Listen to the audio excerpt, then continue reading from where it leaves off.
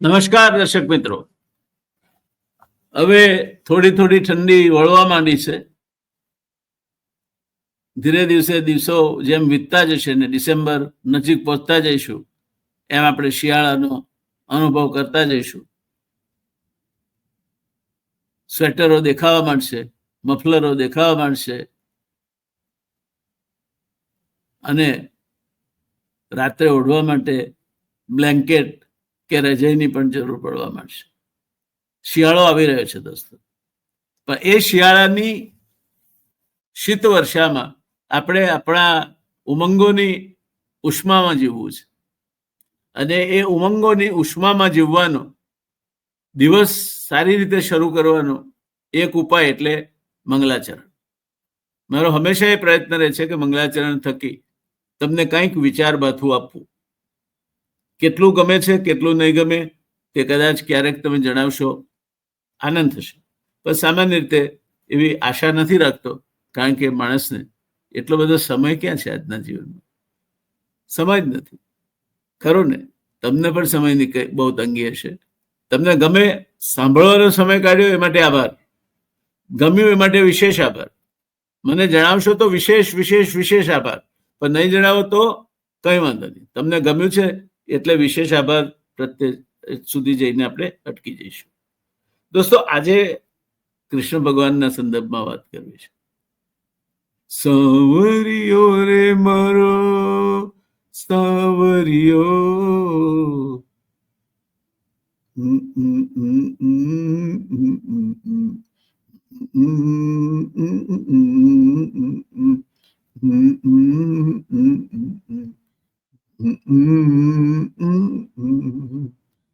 સાવરિયો. અને એ જ કૃષ્ણ માટે એવું પણ કહેવાય, આદૌ દેવકી દેવ ગર્ભ જનનમ ગોપી ગૃહે વર્ધનમ માયા પૂતન જીવિતાપહનનમ ગોવર્ધનોદ્ધારણમ કંસચ્છેદન કૌરવાદિ હનનમ કુંતી સુત પાલનમ એતદ મહાભારત પુરાણ કથિતમ શ્રી કૃષ્ણ લીલામૃતમ. કહો, આ શ્લોકના રચયિતાએ ગાગરમાં સાગર સમાવી દીધો છે. ગાગરમાં નહીં, નાનકડી ટબુડીમાં કાગર સમાવી દીધો છે. એ કે છે, આદૌ દેવકી દેવ ગર્ભજનમ ગોપી ગૃહે વર્ધનમ. દેવકી મારા ગર્ભથી પેદા થઈ ગોપીના ઘરે એટલે નંદબાવાના ત્યાં જે ઉછર્યા. આદૌ દેવકી દેવ ગર્ભજનમ ગોપી ગૃહે વર્ધનમ માહ્યા પૂતન જીવિતાપહનનમ. પૂતના નામની રાક્ષસીના નું જીવન જેણે હરી લીધું. ગોવર્ધનોદ્ધારણ, ગોવર્ધન ટટલી આંગળીએ જેણે ધારણ કર્યો. કંસચ્છેદન કૌરવાદિ હનનમ, કંસનો નાશ કર્યો, કૌરવોનો વિનાશ કર્યો. કંસચ્છેદન કૌરવાદિ હનનમ કુંતી સુતઃ પાલનમ, કુંતીના પુત્રોનું જેણે પાલન કર્યું, જેની સાથે રહ્યો, સખા બનીને રહ્યો. એતત મહાભારત પુરાણ કથિતમ, મહાભારત અને પુરાણોમાં કહેવાયેલું આ એતત મહાભારત પુરાણ કથિતમ શ્રી કૃષ્ણ લીલામૃતમ, આ શ્રી કૃષ્ણની લીલાઓનું વર્ણન છે. તો દોસ્તો, વાત શ્રી કૃષ્ણ ભગવાનને યાદ કરીને કરીએ આપણે, ખરું ને? જેની કૃપાથી પાંગળો માણસ પણ પર્વત ચડી જાય. એ જગદીશ, માધવ, દયાનિધાનની આપણે વાત કરી રહ્યા હતા. દોસ્તો, ઘર ગૃહસ્થી અને ગૃહસ્થ ધર્મ વિશે લખાયેલ લેખોને જે પ્રતિસાદ સાંભળ્યો, અમારો અનુભવ છે. ઘર ગૃહસ્થી અને ગૃહસ્થ જીવન, ગૃહસ્થ ધર્મ વિશે મેં લેખોની આખી શ્રેણી લખી હતી, શૃંખલા લખી હતી. એને જબરજસ્ત પ્રતિભાવ સાંભળ્યો. એના ઉપરથી પ્રેરાઈને હું આજનો આ એપિસોડ આપતા સમયે રજૂ કરવા માટે પ્રવૃત્ત બન્યો છું. એનાથી એક વાત સ્પષ્ટ બની છે, આજના માણસના મનમાં દાવાનળ સળગે છે. એને છુપાવી રાખીને હસતા રહેવું, એને પોઝિટિવિટી અથવા હકારાત્મકતા કહેવાય છે એવું માનવાને મન થતું નથી. એ બનાવટ છે, નાટક છે. એને છુપાવી રાખીને તમે જીવો એને પોઝિટિવિટી ના કહેવાય. ઉલટાનું કોઈ પણ દર્દની દવા કરવી હોય તો પ્રથમ એ દર્દનો સ્વીકાર જરૂરી છે. હું હતાશા અનુભવતો ને હું કહું જ નહીં, ના હું તો હતાશા જરાય નથી અનુભવતો, તો પોઝિટિવ થિંકિંગમાં માનું છું, તો એનો કોઈ અર્થ નથી. જો તમે એમ માની લો કે ચાલો દર્દ છે જ નહીં, તો તમે પરમહંસ સ્થિતિમાં છો. તમે લાગણીઓથી પર છો અને એટલે દુઃખ દર્દથી પણ પર છો.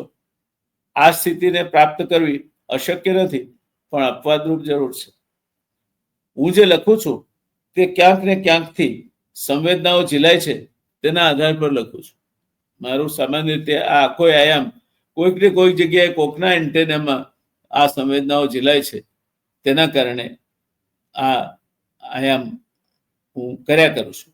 તમને લાગશે કે મારી પાસે સમય છે અને મારી વ્યસ્તતા ઊભી કરવા માટે હું કરું છું, પણ એવું નથી.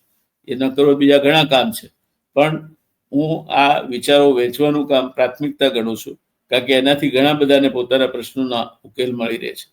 હું જે લખું છું તે ક્યાંક ને ક્યાંકથી સંવેદનાઓ ઝીલાય છે તેના આધાર પર લખું છું. એટલે આ બધી કાલ્પનિક વાતો નથી. માણસનું મન સંવેદનાઓ અનુભવે છે. એ ક્યારેક આનંદમાં આવી જાય છે અને ત્યારે આપણે ગાઈએ છીએ, મન મોરે બની થન ગાત કરે, મન મોરે બની થન ગાત કરે, મન મોરે બની થન ગાત કરે, મન મોરે બની થન ગાત કરે, મન મોરે બની થન ગાત કરે, મન મોરે બની થન ગાત કરે, મન મોરે બની થન ગાત કરે. મનનો મોરલો થનગનાટ કરે છે અને એ વખતે બધું જ હકારાત્મક લાગે છે. હમણાં મોટિવેશનલ સ્પીકર એટલે કે ભાડે લીધેલો મોરલો નચાવનારાઓની એક નવી જાત પેદા થઈ છે. એ રોજ નવી દુકાનો ખોલે છે. આમાં કેટલાક ભગવાદારીઓ પણ છે, કેટલાક સંસારીઓ પણ છે, કેટલાક કોઈ પંથના આશ્રિતો છે, તો કેટલાક આ ક્ષેત્રમાં હમણાં જે તેજીનો ધબધબાટ ચાલે છે તે તેજીને તુંબડે તરવા વાળાઓ પણ છે. કેટલાક રાડો પાડીને વાત કરે છે, તો કેટલાક વળી બીજા દેશોમાં નીવડેલ વ્યક્તિત્વના દાખલા સડસડાટ ફેંકતા જાય છે. પહેલા આ જમાત કાર્યરત નહોતી એટલે શું બધા હતાશામાં જીવતા હતા? તમારે સફળ ગૃહસ્થ જીવન કઈ રીતે ચલાવવું એની સલાહ તમને જેને પોતાનું ગૃહસ્થ જીવન ત્રણ ભાગ્યું હોય એ વ્યક્તિ તમને આપે અને તમે સાંભળો, કારણ કે એ શબ્દોનો વ્યવસાયિક વેપાર છે. ના, એ લોકો કદાચ વધારે આત્મનિર્ભર હતા પહેલાના લોકો. ક્યાંક ધ્રુવનો દાખલો જોવા મળે છે તો ક્યાંક બોપદેવનો. મોટિવેશનલ સ્પીકરની ગેરહાજરીમાં એ સમયે કદાચ આ મોટિવેશનલ સ્પીકર્સ માટેના ઉદાહરણનો મોલ તૈયાર થઈ રહ્યો હતો. કવિ ભારવી પત્નીની પ્રેમે ખેંચાઈને સાસરે પહોંચી ગયો.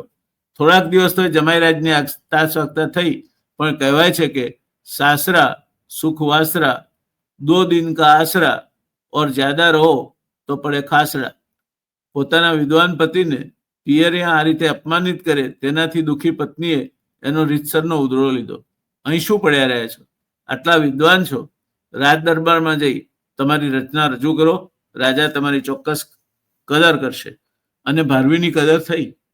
કહેવાય છે કે આ જ રીતે પત્ની મોહમાં અંધ બનેલ તુલસીદાસજી પોતાની પત્નીને મળવા 2 કાંઠે વહી રહેલ નદીને તરીને બારીમાંથી લટકતા સાપને દોરડું સમજી ઉપર પહોંચી ગયા હતા અને પત્નીએ ત્યારે એમને ઠપકાર્યા હતા. પત્ની એમની મોટિવેશનલ ગુરુ બની અને તુલસીદાસજી એક સંત અને મોટા રામાયણી તરીકે પ્રસિદ્ધ થયા. તુલસીદાસ તન વિશે તિલક કરે રઘુવીર. વાલ્મીકીના મોટિવેશનલ ગુરુ નારદજી હતા.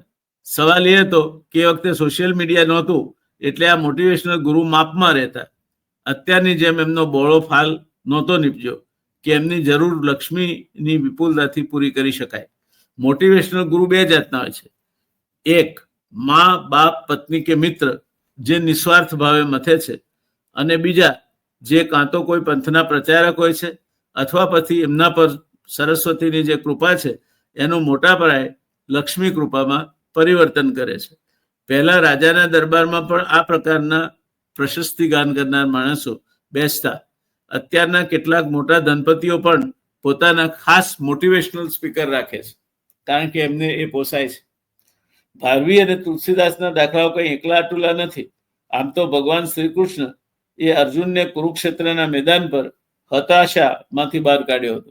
અર્જુને કહ્યું કે મારે તો નથી લડવું, આ બધા મારા સગાવાલાને ગુરુઓને ભાઈઓને કાકાઓને મામાઓને મારીને મને જો સ્વર્ગ મળતું હોય તો પણ મારે જોઈતું નથી. અને મારા હાથમાં ગાંડીવમ સ્ત્રંસતે હસ્તા ત્વક્ચૈવ પરિદહેતે ન ચ શક્નોમ્ય અવસ્થા તું ભ્રમતી વચ્ચે મેં મારું મન ભમી રહ્યું છે, પરસેવો વળી રહ્યો છે, ગાંડીવ મારા હાથમાં ધ્રુજી રહ્યું છે. આ બધું સાંભળ્યા પછી કૃષ્ણ એને ગીતાનો ઉપદેશ કરે છે કે કુરુક્ષેત્રના મેદાનમાં, અને કહે છે કે ક્લૈબ્યમ માસમાં ગમાપાર્થ નૈતત્વય ઉપપદ્યતે ક્ષુદ્રમ હૃદય દૌર્બલ્યમ ત્યક્તોત્તિષ્ઠ પરંતપ. છેવટે કમાન્ડ આપે છે કે તું આ ક્લૈબ્યમ માસમાં ગમાપાર્થ, તને આ શોભતું નથી, આ નપુસકપણું તું જે બતાવી રહ્યો છે તને શોભતું નથી. ક્ષુદ્રમ, આ હૃદય દૌર્બલ્ય, તારા હૃદયની ક્ષુદ્ર દુર્બળતા છે, એને છોડ અને ઉભો થઈ જા. અર્જુન, તું યુદ્ધ કર, યુદ્ધ કર, યુદ્ધ કર. ટૂંકમાં કોઈ ચોક્કસ સંયોગોમાં અથવા પરિસ્થિતિમાં મનની દુર્બળતા મનને હતાશામાં ખેંચી જાય છે, અને એનામાં રહેલો પેલો અર્જુન ધનુષ પણ હેઠા મૂકી દે ત્યારે એને ફરી પાછો પરિસ્થિતિ સામે લડવા માટે પ્રવૃત્ત કરીને પાર્થને કહો ચડાવે બાણ, હવે તો યુદ્ધ એ જ કલ્યાણ નો મોટિવેશનલ મંત્ર ફૂંકનાર શ્રી કૃષ્ણ હોય છે. જોકે શ્રી કૃષ્ણ બધે સફળ જ થાય છે એવું માનીને ચાલવું નહીં. આ જ બાબત મોટિવેશનલ સ્પીકરને પણ લાગુ પડે છે. મહાભારતના યુદ્ધમાં વિજયી થનાર અર્જુનને પણ ક્યારેક હાર વેઠવી પડી છે. સમય સમય બલવાન હૈ, નહીં મનુષ્ય બળવાન, કાબે અર્જુન લૂંટ્યો, યહી ધનુષ યહી બાણ. બધા જ મોટિવેશનલ સ્પીકરને સાંભળો ખરા, પણ યાદ ભારવીને રાખજો જે કહે છે સહસા વિદધિત ન ક્રિયામ, સહસા વિદધિત ન ક્રિયામ અવિવેક પરમઃ પદામ પદમ વૃણુતે હિ વિમૃક્ષકારિણમ લૂણ લુબ્ધા સ્વયમેવ સંપદ. કોઈ પણ કાર્ય અચાનક ન કરવું, કાર્યના ગુણદોષ તેમજ તેના પરિણામનો વિચાર કરીને કાર્ય કરવાવાળા ગુણો પર લુબ્ધ થઈને સંપત્તિ ખુદ તેનો સ્વીકાર કરે છે, એટલે કે એવા માણસને સંપત્તિ પ્રાપ્ત થાય છે. માટે ટૂંક સાર એનો ભારવીની કવિતાનો એ થાય કે કોઈ મોટિવેશનલ સ્પીકરને સાંભળીને કૂદી પડવું નહીં. કૂદી પડશો તો પગ ભાગશે તો તમારો પોતાનો હશે, બીજાનો નહીં હોય. મોટિવેશનલ સ્પીકર તો બીજે ક્યાંક પાછા લક્ષ્મી કૃપા માટે મતતા હશે. એટલે સાંભળો સૌને પણ કરો મનનું, સાંભળો સૌને પણ કરો મનનું, એ વાત ધ્યાનમાં રાખજો. એ વાત સાથે આપને આજના દિવસની શુભકામનાઓ. Wish you all the very best for the day.